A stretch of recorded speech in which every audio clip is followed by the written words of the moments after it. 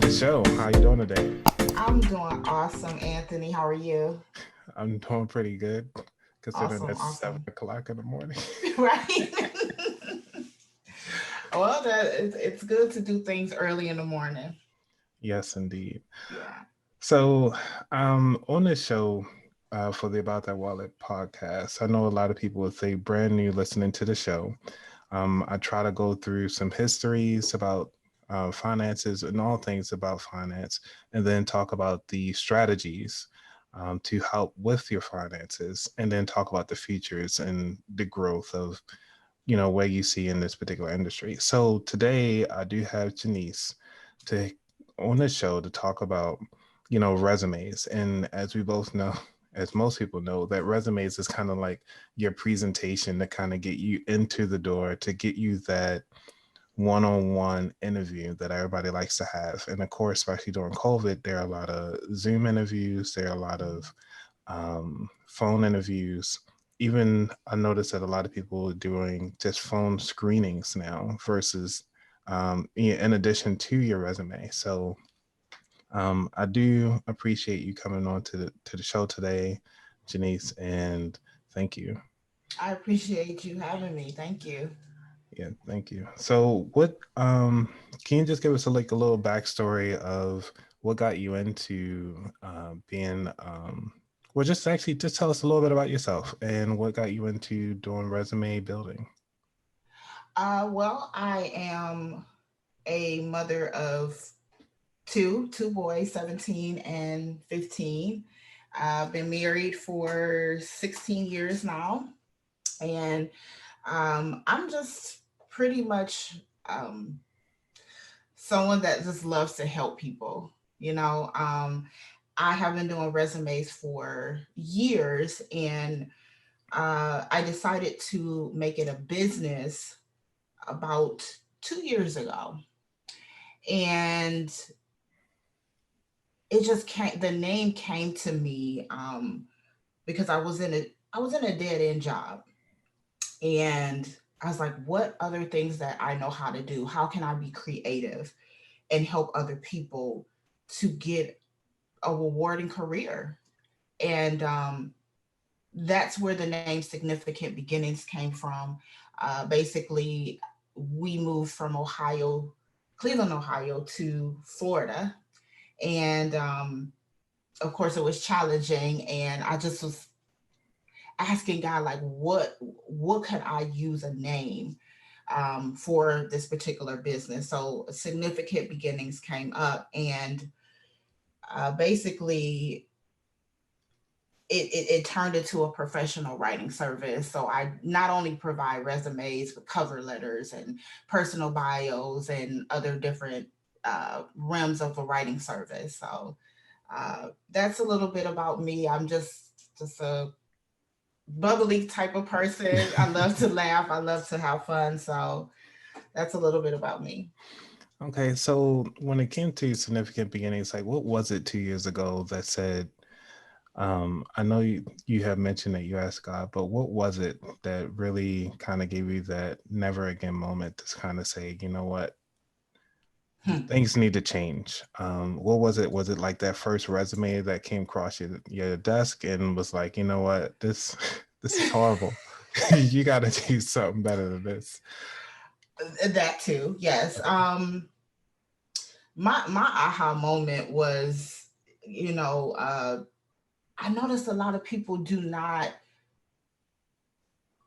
I should say, it could be difficult putting together or building a resume. Um, and I thought, like, well, I know how to do it, and I know how to assist people with it. And I actually started using my resume as a guinea pig, actually, and started putting out positions that I wanted to apply for.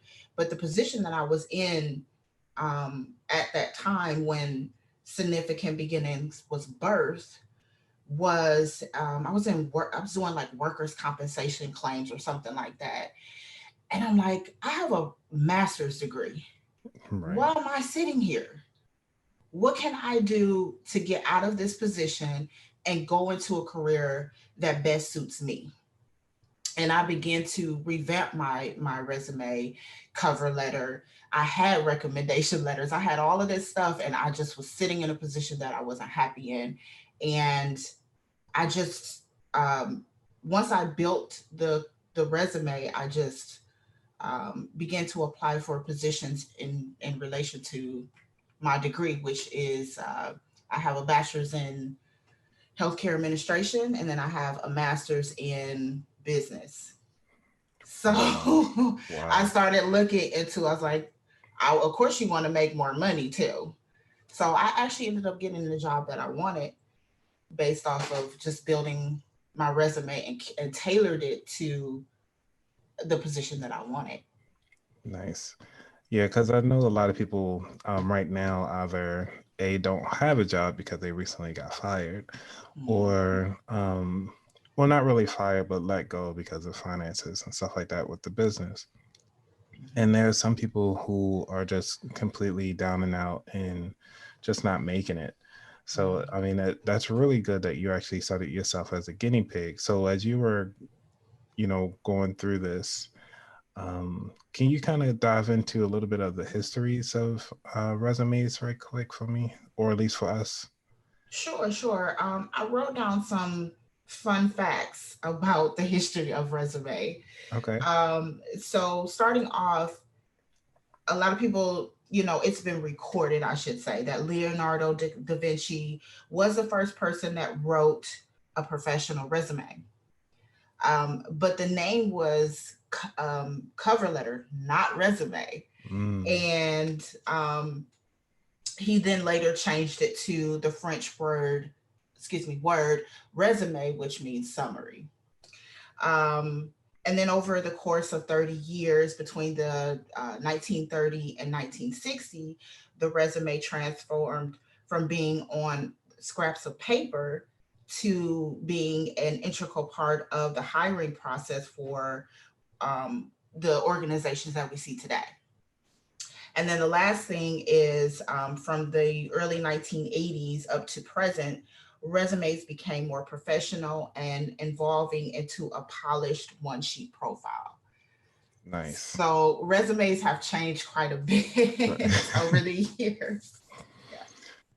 Yeah, because like sometimes you hear in the industrial age, you usually hear about people doing apprenticeships, and Mm-hmm. you don't hear about that as often now, whereas like it's almost frowned upon, but only in most of the trades you can get the apprenticeship. Far as like even the architect takes about 10 years. Mm-hmm. To be a good plumber, to become, I think they call it what, master plumber, you have to at least Mm-hmm. do it for like 10 years, Mm-hmm. or something like that to even get your license. And I'm like, I'm in my 30s, and then all of a sudden I can sit down and just not really waste 10 years, but you sit down learning the trade for 10 years before I can start Mm-hmm. doing it on my own. Now, to try to curve that with this resume, and I guess it depends on each industry, right? Yes, it does. It So, does. what kind of strategies can people do now that could kind of help them improve their resume?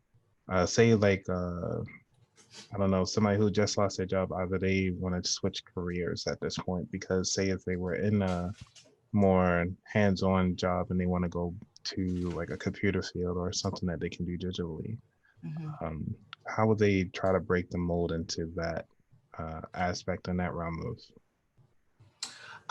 Certainly. I mean, I did write down five key strategies that will definitely get you noticed Okay. for the hiring process.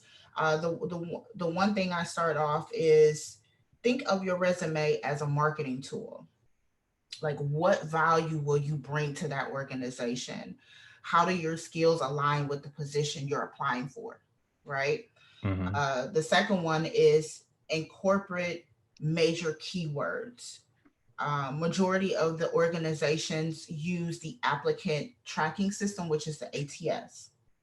So the ATS selects out keywords and phrases that match the job descriptions. Okay.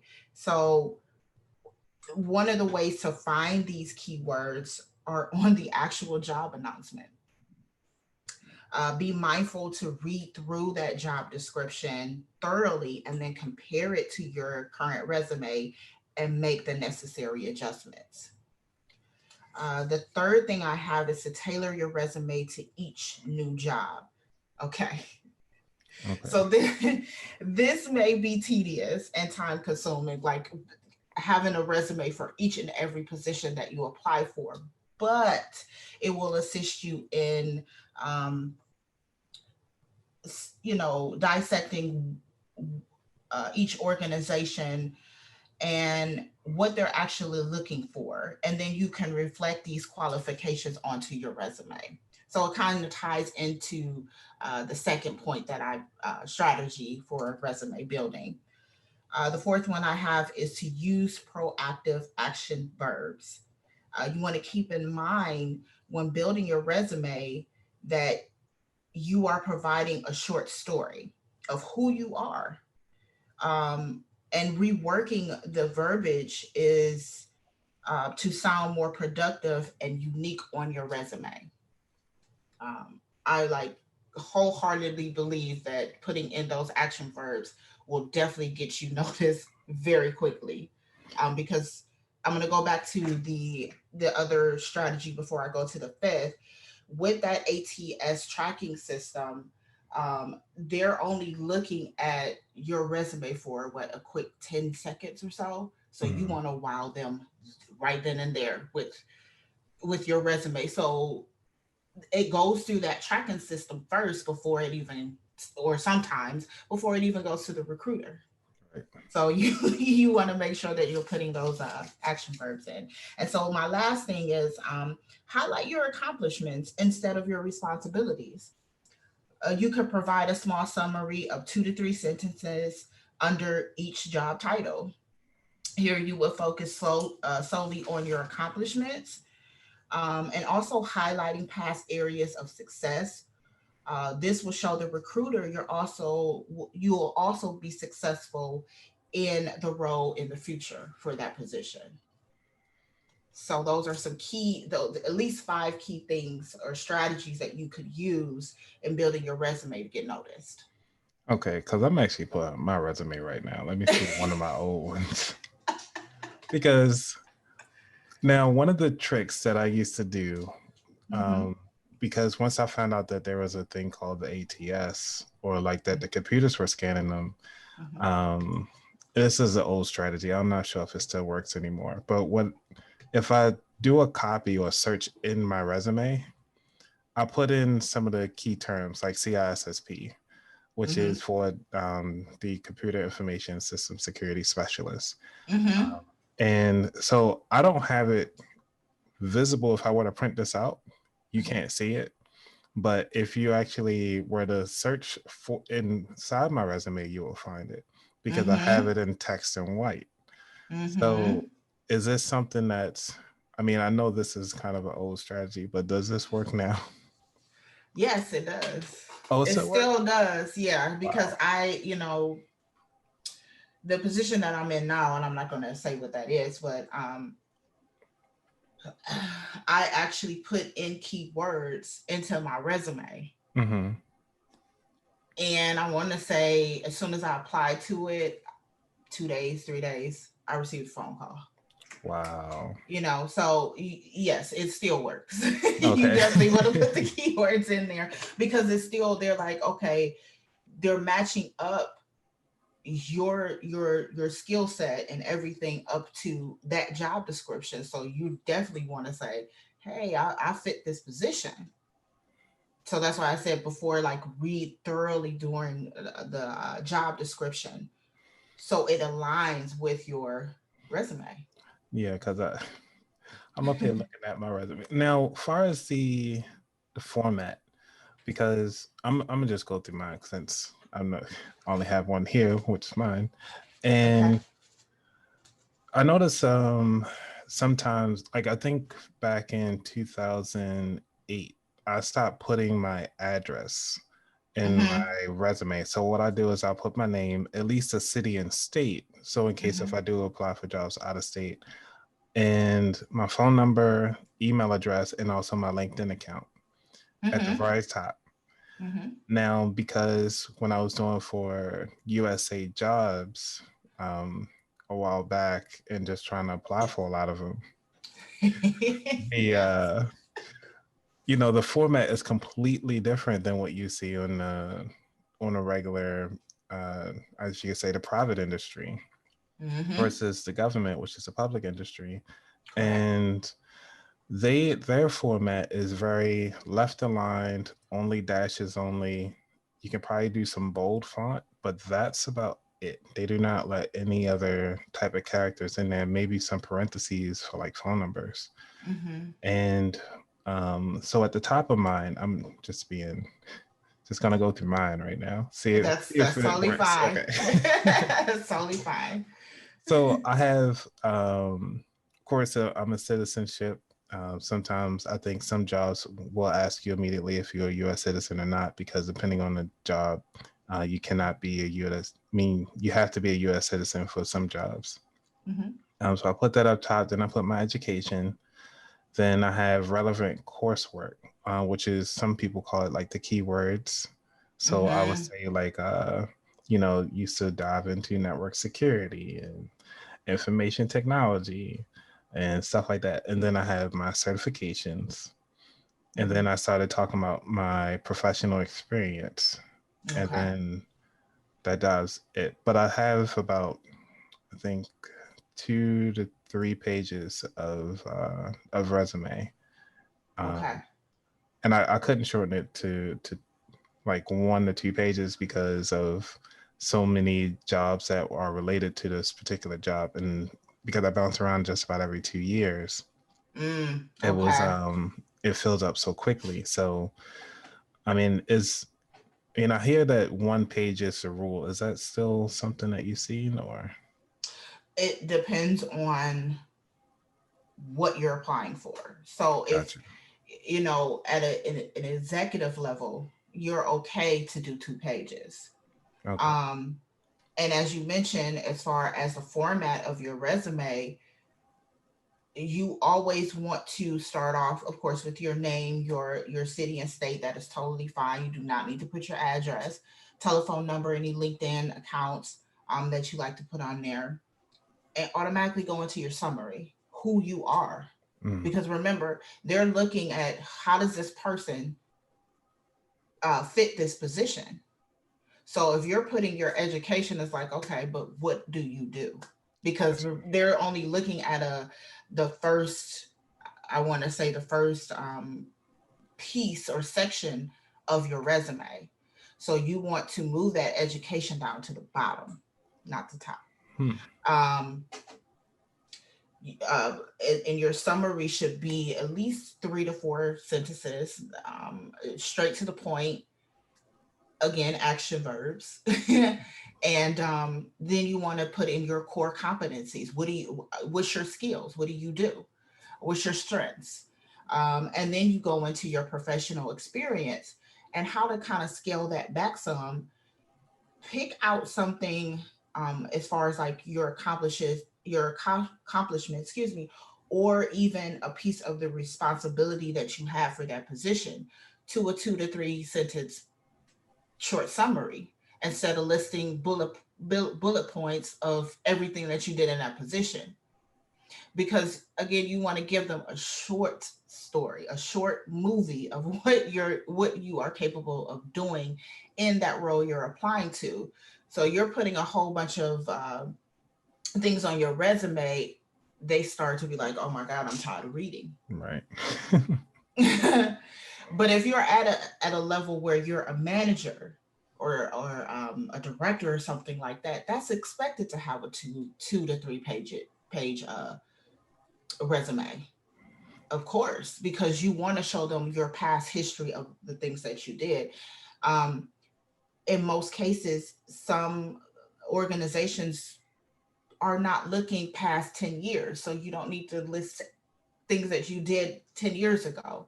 But if it's relatable to the position that you're applying to, it's okay to put it there. It's not a wrong thing to do. So I hope that kind of answers how to format your resume more or critique it where it gets noticed.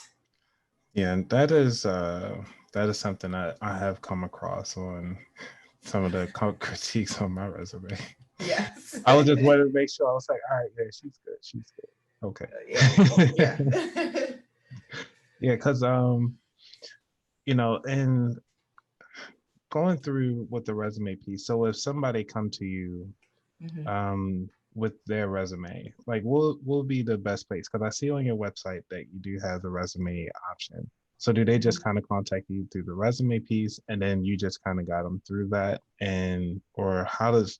I mean, walk me through if I were to actually give you my resume, how would that conversation back and forth will go? I do mine a little differently. If somebody reaches out to me and says, "I want to, I want you to take a look at my resume, or could you do my resume?" Hmm. You must have a process. When you're running a business, you must have a process. That's something that I actually just attended a webinar, maybe a couple of months ago, where we learned the tools to have a process. So I just want to put that out there. But my process is I ask my clients to submit their resume to my email address, and I look over it first and see what we can do to make that resume get the attention that it needs. And then I, set up an appointment with that person within 24 hours, and I do a free phone consultation where we go over the entire resume. If I have questions, they may be applying for an advancement. They may just want to update it. Whatever their request is, um, I tailor that to their request. But I also use the phone consultation to better understand who that person is, kind of get more so like a synopsis of who they are, so I can put their characteristic in that resume and really show who they are, because we tend to what's the word, pull back who we are and devalue our accomplishments, and we should not be doing that. Okay. um so I usually, it takes me about 2 days. Now, if there I've had special requests to have it done in 24 hours. um but I also get that person involved with their resume. After I, draft it up, I send it to back to the client and ask them what their thoughts is. Did I miss anything? I want them involved in the process as well. And until I receive that approval from the client, we don't move forward into finalizing the resume until um, we have highlighted everything that was requested during the process. And then once that's done, I finalize it and submit it over to to the client. Um, I've gotten plenty of success stories. So Hold on. So that's the passion. That's where the passion comes in. either like that they got the job completely or that they Yep. got the interview. They get the interview, the job. Yep. Both. That is awesome. So how Yeah. long, like just give a ballpark time frame on average. So how long does it normally take? So I know you said it take at least 24 hours for you to Hmm. get that phone call back. Now this Hmm. and you at least reach out for a phone call. And then how long does it take for you to get like a final piece of paper and say, hey, this is it? It depends on the client as well. But typically, my turnaround time is 2 days. But if they do request it to be done sooner, because just say a position is out there and it closes tomorrow Right. or Monday, and they send me their resume today, I'm going to at least have it done by tomorrow morning, so they can look over it, make sure it's good, and we're going to finalize it that day so that they are ready to apply um, for that particular position. So, I mean, it really just depends on the client. but I try to make the process as smooth as possible, um, and get them involved. I mean, that's key to me, because I don't want to just put together a resume and say, okay, here you go. Right. And it does not reflect them whatsoever. Like that, I don't feel like that's right. So I do it a little different. I'm not sure if anybody else that has a professional writing service does that, but that's something that brings in the passion, because then after they see the final product, they're excited. Like I've gotten comments where, this is me. Yeah, Wow. that's you. Nice. That's Nice. you. Yeah, because now, because for those people who wait to the last minute, is there like an extra fee because you rushing now? No, I don't. No, no. I Okay. mean, it happens. I mean, I should, I do ask for a 25% deposit before I even start the process. Okay. So that is a mandatory thing. And then once we do finalize it, then the remaining balance is due. Wow. Mhm. So, I mean, because I see how important the resume is, but just, I mean, I'm gonna dive into some extra stuff on your page because you got it. So, Okay. so since you already talked about the resume piece, and you know Mhm. the resume kind of gets you that face to face. So the next phase of actually getting hired is that interview coaching piece that I see you have here. Mhm. So, you know, do you coach them through what you already written, or or can they just come to you just say, hey, look, I already got the conditional offer, Mhm. the what's it called, a conditional offer, and they just need that they just need a little bit of oomph to get through. Right. So how does that work for you? Do they just send you again, email you their resume, and then you just kind of coach them through their resume from that point? Actually, I am really looking to, especially next year. Um, I'm putting together some things as we speak, actually. So that's a really great question. I'm actually looking to do a workshop where I can, sit and ask those tough questions. I'd rather do it from beginning to end. I don't want to go into the middle of it. You know, one of one of the things that I think is imperative is, like, once they get to, okay, I want this position, what do I need to do? And that's where we as significant beginners come in, is we should be starting from beginning to end, not in the middle part of it. So giving them tips on, having a good cover letter, um, perhaps what to wear. Gotcha. Those are important too. Like, you don't, of course, don't it, for our women, we don't want to wear, something that is showing our cleavage, or we want to be as polished as possible and professional. Um, so I am, as far as the coaching piece of it, I would like to do it from beginning to end. Got it. Having, coaching on them how to, how to, maybe how to set up appropriately, how to be engaging, watching the verbiage that are speaking to the recruiter about.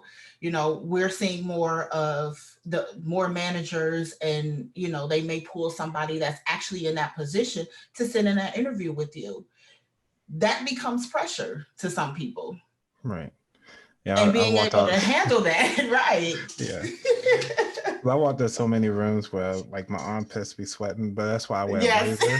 So I don't take it off when I'm in there. Because it could be Yes. 100 degrees outside. I'm wearing the blazer. And you're not gonna see my pits sweating. Because that is a good thing. Now, one of the things that I thought was interesting, even for women, Hmm. um, because when my wife did her interview, and I didn't even think about it until she mentioned it, is that she didn't wear her wedding ring for the interview Mm. because it's a stereotypical thing that most of the time women, if they newly married, that they plan on getting pregnant and they're going to be out Wow. for a Okay. long period Yeah. of time. So that can actually hinder, okay, well, we think we're going to bring this person on for a long period of time.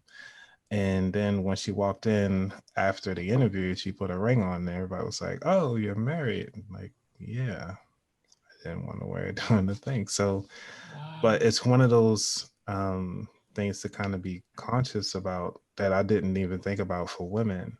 Mm-hmm. Versus a guy, if they wear their wedding ring, they're more than likely going to get the job because Mm-hmm. they look like they have more responsibility Mm. at the household. So, I mean, for me, I did wear it, but I usually don't wear the ring anyway because we just think about it, it's like we love each other. So, Yeah. Yeah.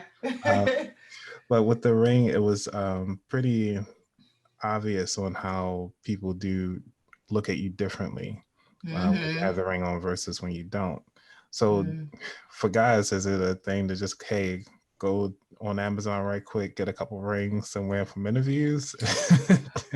That I would not suggest. I actually have not experienced that. So Okay. that's a really very interesting that your wife brought that up. Um Unfortunately there are some different stereotypes that come with, because they're looking at everything Yeah. when you're in an interview. Unfortunately, it just depends.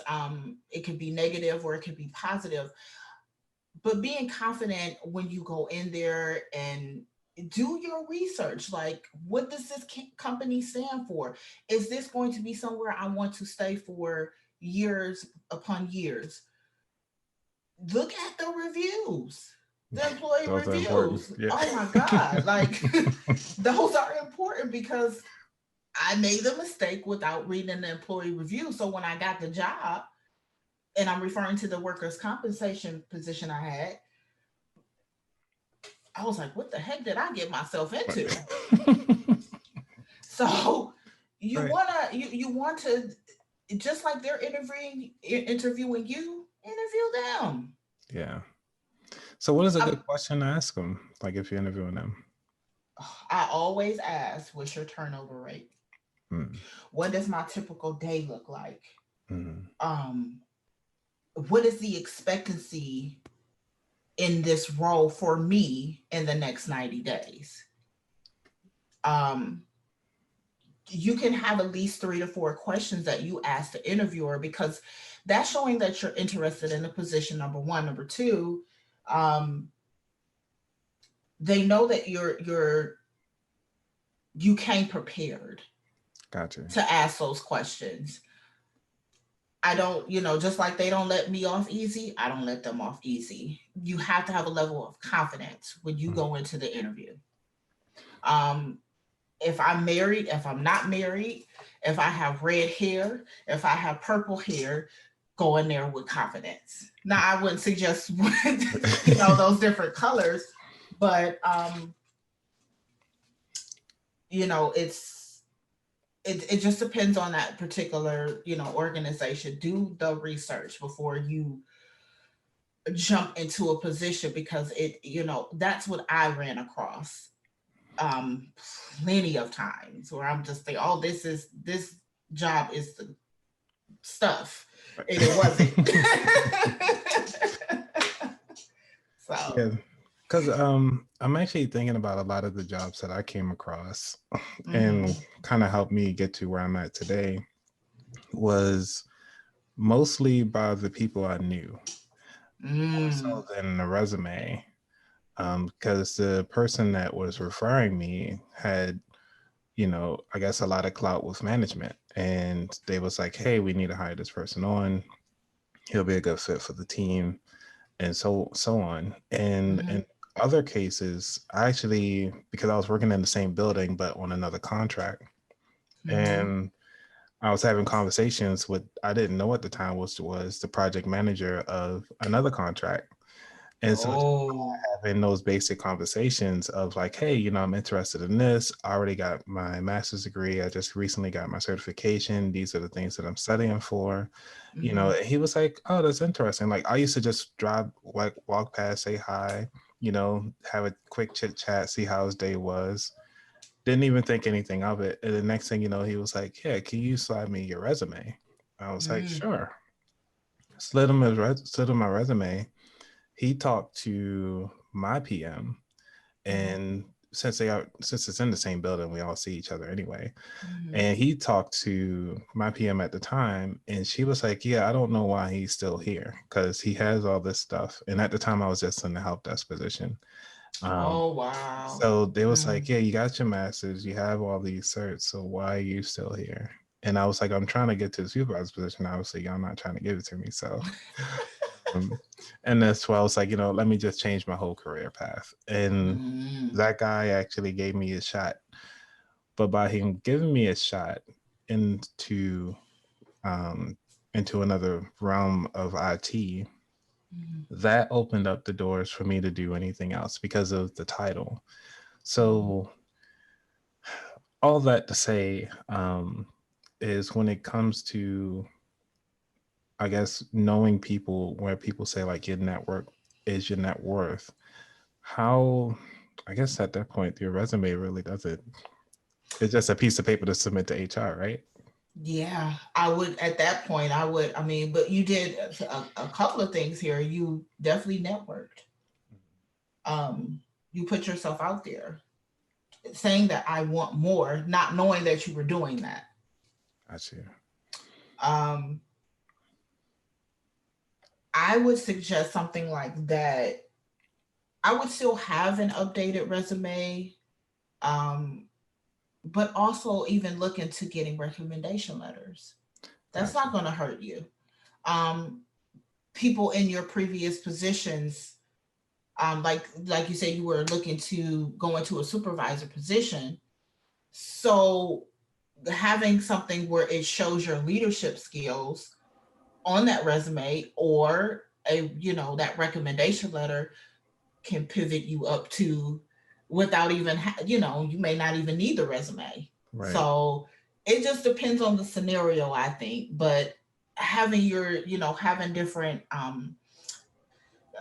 documents to go into whatever position you're looking for. I just all I can say is just be prepared. Gotcha. I mean, Yeah. Like being where this. you lucked up Yeah. pretty much. So like, I think what they say is be ready so you don't have to get ready. Was that? Basically. Basically. Stay um, ready. right. So was it there a I know a lot of companies do ask for references, and I know Hmm. because speaking on the topic of having a recommendation letter. So Hmm.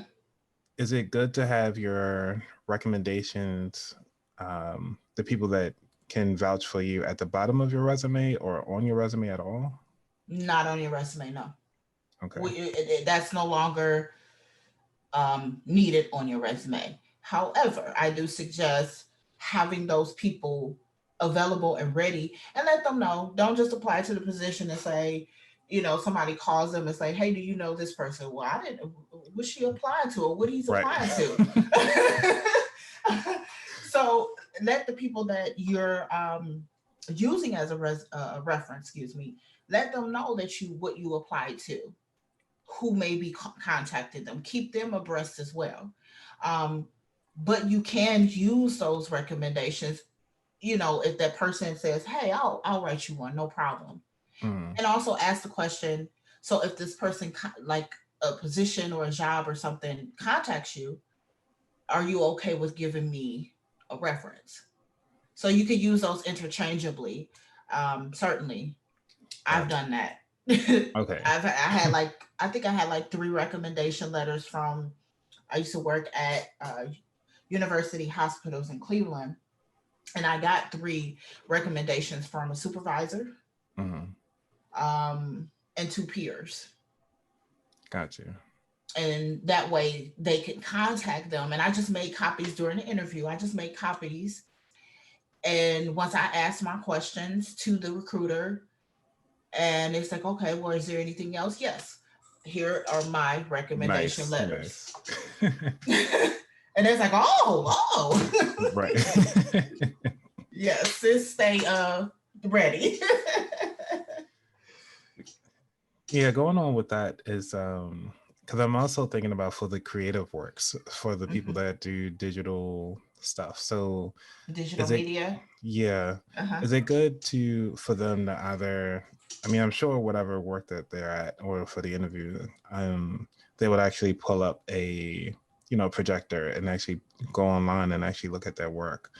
Hmm. For those type of folks, is it good for them to actually bring out hard copies as well, or? Yes, I mean that's Okay. fine too. Um, you do want to keep a hard copy where some graphics don't go like I really use the digital media kits for entrepreneurs. Okay. Um, and they do have a hard copy, but it's also available on their website too.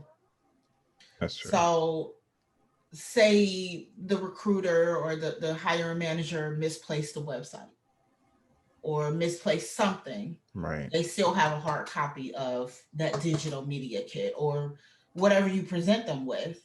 But for entrepreneurs, the digital media kit just it gives them a broad. It's still a resume, but it's just called something different.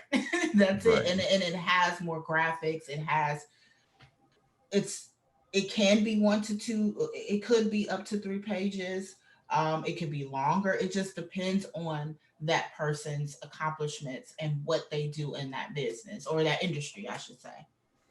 Okay. So again, do your research. You hear that, folks? She said, do your Yeah, research. definitely. All right. I think we can just kind of go forward into the features because I know we kind of talked about it a little bit, even with the digital age as we go into COVID.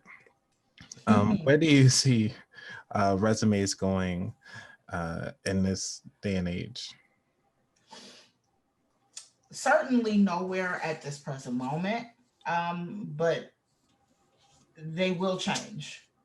And I think that's one of the things that I have to continue to research and stay abreast on the different technologies that's out there so that I can change along with technology too.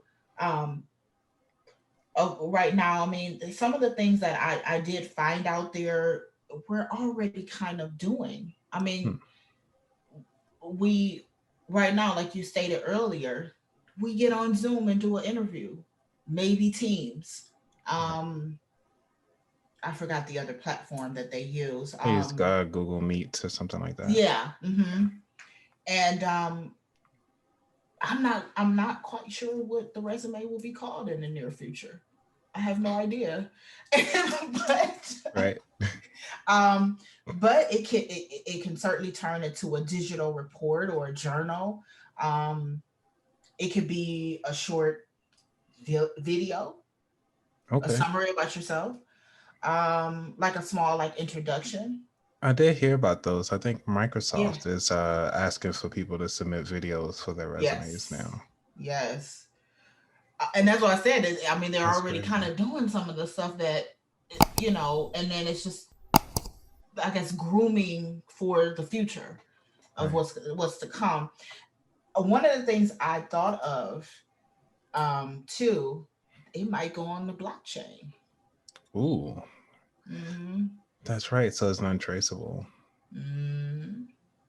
That's possible. That's It can go on there because you could put music on the blockchain. I hmm mean, we use the blockchain for what cryptocurrency and other things like that, but I don't see why it wouldn't go on there either. right. Who knows?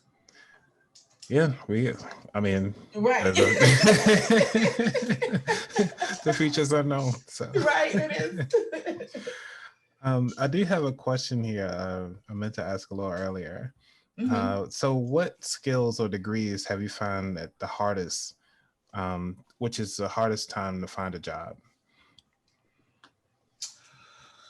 Hmm. During the last quarter, because they're going through budgets. Hmm. The best time to really apply to a position would be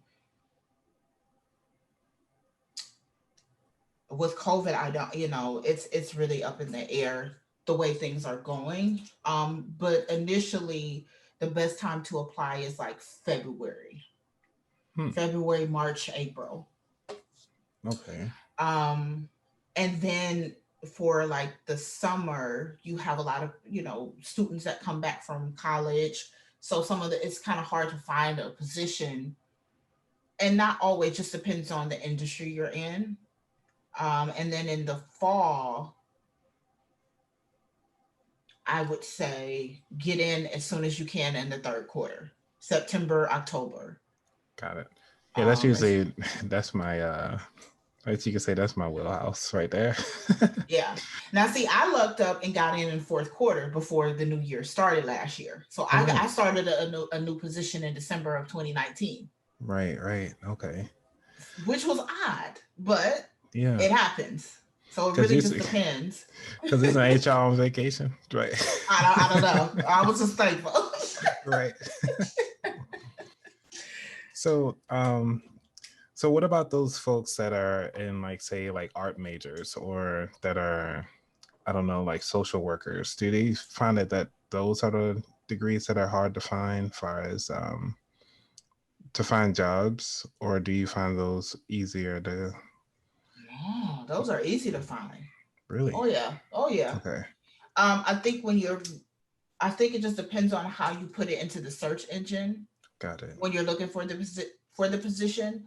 But my brother is a social worker, and I mean, I see all types of positions, and with things going on during the pandemic, you're seeing more remote positions. There's not a lot of people who, and I don't know this to be sure, but social work is very broad. So it just depends on if you're going medical, if you're going, um, Child protective the, services. yeah. I mean, it depends on which part of social work you're going into. Um, Hospice. Oh They, wow. they may need a social worker for the hospice industry, unfortunately. But that's I've been on the side of hospice as well. So I had a position as like just administrative work, but there are social works. There are positions out there for social work and the art industry. I'm not a lot into art, but it just depends on what you put into the search engine and what you're looking for. And that's as simple as writing down, okay, what do I want to do in this particular industry? Got it. Where am I looking to go into? Am I looking to go into something specific, or I'm going to expand my search? Just depend. It depends. Okay, because that explains it. Because when I was in the undergrad, I was an elementary educator, and Mm-hmm. in education, I was like, okay, well, I know with, but I also had a lot of IT experience. So Mm-hmm. with the education piece, I noticed that a lot of introverted people actually were into technology. But for me, I understood technology, but I was also I guess you could say I'm an introvert, moderate extrovert. I'm not sure that Me too. the medium answer. And having that experience to kind of bridge the gap between the education and the way how to teach people Mm-hmm. has been helpful from taking the information from a technical person to bring it up to leadership. And doing when I was trying to write my resume, it's hard to write a resume when you're trying to bridge that gap between the two. And I know you said that summary piece does come in play, um, which is probably why I didn't get a lot of the jobs I was applying for because I didn't put that in there. And that's okay. It's Right. okay. But that's where I should have known about your services, and it would have been amazing. Yes. So yeah, it's so bridging that gap. It just seems like for those of the folks who are trying to break into another field, but utilize or bridge their skills into another field, do they have to tailor their resume um, to kind of say, all right, for this particular job, even though I didn't do this per se, but I have the experience to do it. Like kind of put in the details of that job of like what did they do using those action verbs that you mentioned earlier to bridge that gap. Is that the best way? That is more so like a two parter. Okay. So in order to, for the keywords, yes, you do want to tailor your resume to with those action verbs, but you can put something in your resume to allude to it, but then take the time, when they ask your interview questions, incorporate that into your answers so you can better talk about it, because trying to sit there and explain it on a resume, you're like, okay, well, what do I say? How do I get this across to them?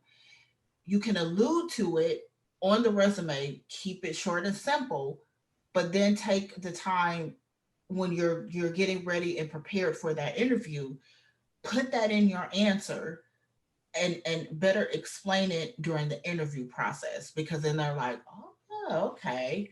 So it keeps you from racking your brain, wasting time trying to figure out how to write it on your resume. That's wasting time. Got it. Find a way to talk about it intelligently during the interview. Cool. So when you come to those bullets, so how many bullets or line items should they have under each job description then? Or at least Mm. rule of thumb. Rule of thumb, I would say between 5 to 6.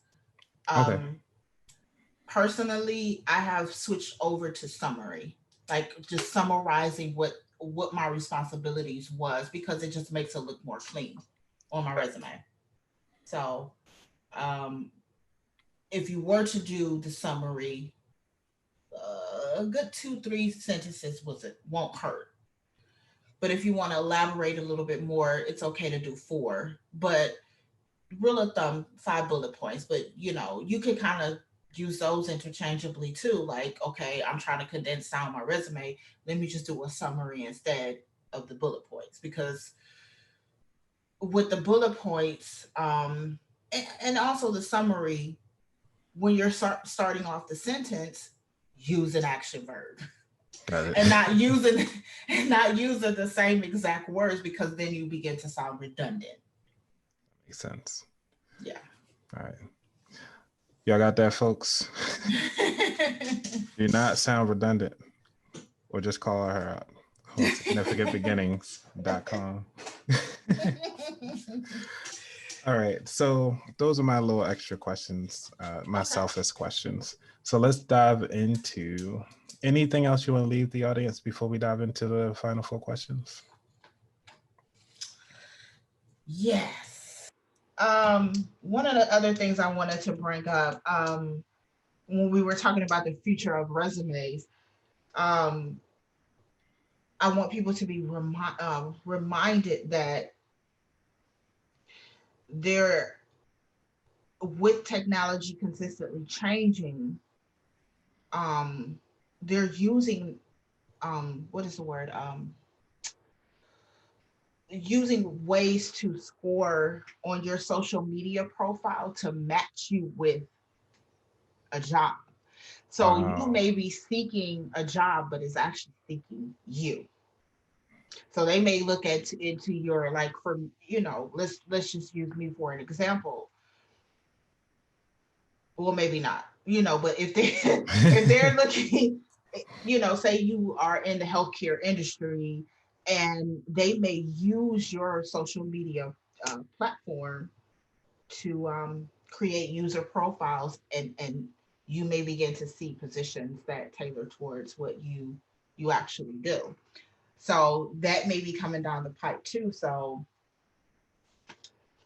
what's you are which you want to have that if you're looking for a particular position, or a certain industry, of course, align your social media platform into what you want to get into, if Got that it. makes sense. It does, because I'm thinking about a lot of people who have public profiles, especially Right. out there on Facebook. Mm-hmm. Not, and it kind of shocks me a lot of the times when you see people with public profiles on Facebook. Then they try to say, "Hey, I'm trying to look for a job and I can't find a job," but yet Mm-hmm. they had people on there smoking and doing all the stuff that they were doing, and knowing that the industry that they're trying to get into is doesn't align with their lifestyle. Um, Yeah. so it's like, would it be best for them to go through their profiles and just change them private Oh, from that yeah. point? Okay. Yeah. Yeah. Because, but you know what? They're looking at it now. It doesn't, you know what I mean? Hmm. Some jobs look at your social media profile because you can come in there and completely wow them. Right. And they go on your social media and say, okay, well, they got all these smoke pictures and they got, them turning up or whatever. Like that made to the, and then they might be okay with it. And some organizations may be like, I don't think this is a person that we want to continue forth with the position. I Right. mean, it is a stereotype, unfortunately, but if you're, I would definitely look at the social media platform and say, okay, am I marketing the right message? Gotcha. If they're seeking me, am I marketing Right. the right message? Yeah. Okay. So then for those folks that are out there, would it be best for them to just kind of keep their LinkedIn profile and that's it? Lock down Facebook, lock down Instagram, and just kind of like, you know what, Instagram, my Twitter, and maybe LinkedIn, and like, look, that's all you need to know. I mean, you can, if you want to take the time to change your social media platform, by all means do so. But remember, it's once it's posted, it's always going to be out there in the internet world. Got it. Mhm. Yeah, that is true. It If does not go anywhere. there's You may not see it, yeah, but somebody else will. even if you try to quickly delete it, like most Yes. politicians, right? Mm-hmm. Yep. It's still there. All right. So let's dive into these last four questions, Okay. and there's one extra one afterwards. All right. So, what does wealth mean to you? Well, wealth to me means an abundance of things, um, not just money. Peace, joy, love, a healthy mind, a healthy spirit. Um, Now, for the financial piece of it, building the wealth for my children and children's children. Excuse me, I can't talk today. And It's early in but the that's morning. You had also coffee. right, and it's biblical too. Gotcha. Um, leaving a legacy of you know something for your children and your children's children. So um, wealth means a lot. Has a broad aspect for me. But to sum it up, I mean, it's a freedom in a sense to me. Got it. Yeah. That's a good answer. I Thank mean, you. because you hear like a lot of people that usually when they talk about wealth, they usually forget about the mindset piece and get Ooh, you can't get the wealth without the mindset. yeah, The money part, I'm sorry, of the wealth. Your mindset has to be right. right. Mhm. All right. So the next question is, what is your favorite financial book or non-financial book? Claude Anderson. I actually bought the 3 book series. Hmm. Um, Actually, he has 4 books, but I got the 3 book series, and I believe you have to read it in order to kind of get understanding. But right now, the 3 books that um rather the book that I really like is The Powernomics by Claude Anderson. So it's it's it's an empowerment to our to Black America in finances, how to build wealth. What really bothered me, and that's kind of why I purchased the books, we only own 1% of the wealth. That's a problem. Wow. Yeah, we gotta have to exchange some book ideas after this. Yeah, yeah, Yeah, yeah. because I might have to take a look into that book. I never heard of that book before. Yes. I listen to. He also does different podcasts as well. He's on. Sometimes he'll be on the Breakfast Club. He might be on Dr. Boyce Watkins' channel on YouTube. Okay. So like literally follow this guy on everything, because it just makes sense. And at some point we were at 2%. Now we're down to 1%. I'm just like, how did that happen? Yeah. I mean, it's deeper than that, and we don't have all that time in the world to talk about that. Right. That could be another episode. Oh yeah, but that is one of the books that the series that I'm kind of reading on right now. That's becoming my favorite. Got it. Yeah. So, all right, number 3. Growing up, what was your dream job? Believe it or not, being a teacher. Oh, cool. Mm-hmm. You're still doing it in a sense. Yeah, yeah. But it's so funny because I was laughing as I was, kind of writing down my answers.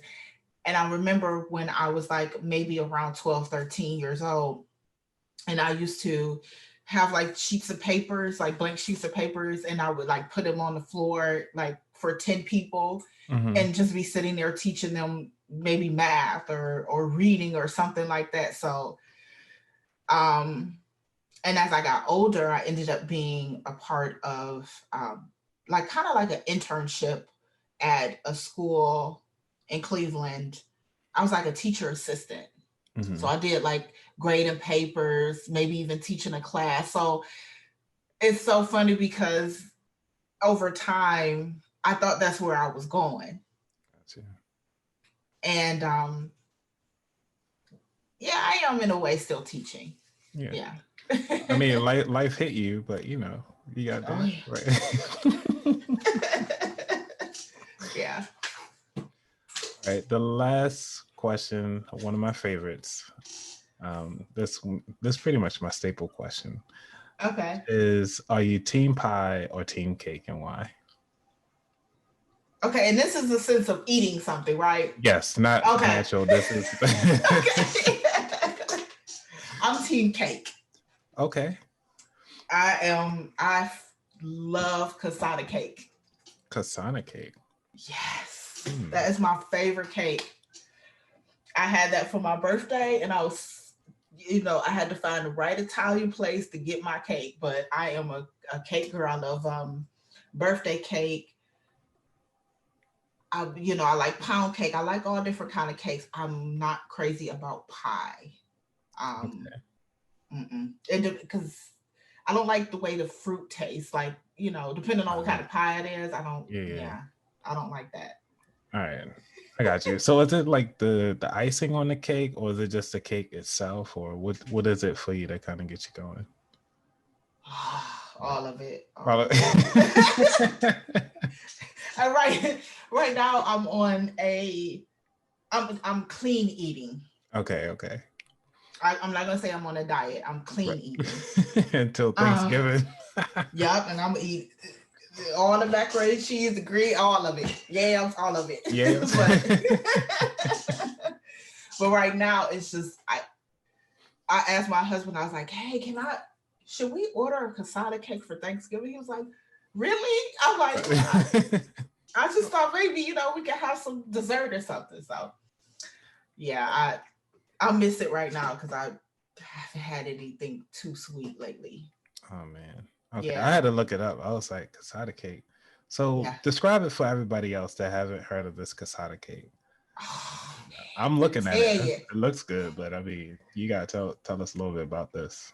it's strawberries. Mm-hmm. It's got whipped cream. It got a cream filling in it. The one I got for my birthday, it had um, oranges on it. It was a little different.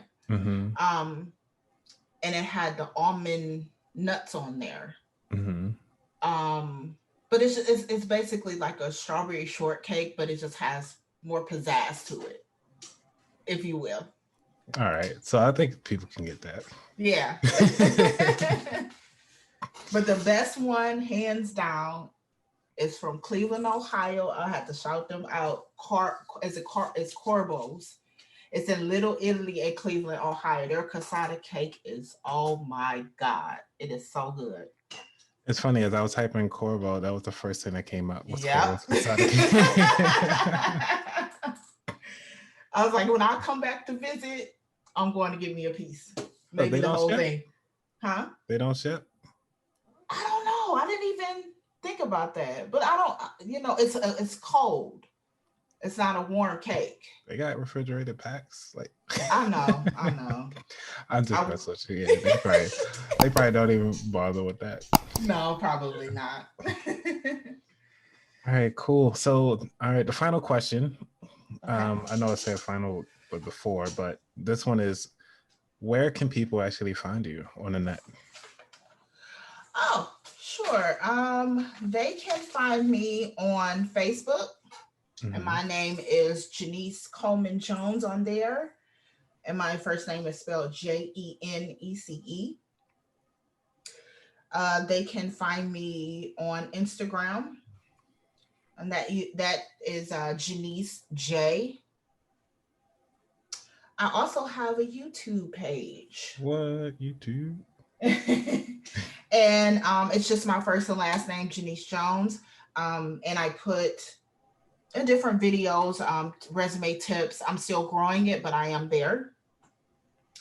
And then they can also find me on my website at www.significantbeginningsllc.com. Cool. Yeah. Well, thank you so much for joining the show, Janece. It's been a pleasure. Yes, it has. It's been fun. All right. Well, if anything, everybody, please check out Janece at the Significant Beginnings. Remember, we talked about resumes, we talked about digital portfolios, we talked about everything in between about your job search. Right. So she is the expert here at the resume um, thing. I'll definitely probably reach out to her when I get ready to do a job hop if I need to. Okay. Or even if somebody need to do a job hop over to my business over here at the podcast, Yes. please make sure you reach out. All right. Thank you a lot and take care.